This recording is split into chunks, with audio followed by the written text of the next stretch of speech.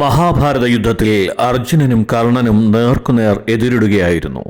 അർജുന ശരങ്ങളേറ്റ് കർണന്റെ രഥം വളരെ വളരെ പുറകോട്ട് പോയിക്കൊണ്ടിരുന്നു. ഭഗവാൻ കൃഷ്ണൻ അത് ഗൗനിക്കാതെയാണ് ഇരുന്നിരുന്നത്. എന്നാൽ കർണശരങ്ങളേറ്റ് അർജുനരഥം 5-10 ഇഞ്ചുകൾ മാത്രമാണ് പുറകോട്ട് പോയത്. അതിന് ഭഗവാൻ കൃഷ്ണൻ കർണനെ കൈയടിച്ച് അഭിനന്ദിക്കുന്നു. അർജുനന് അതിൽ വല്ലായ്മ തോന്നി.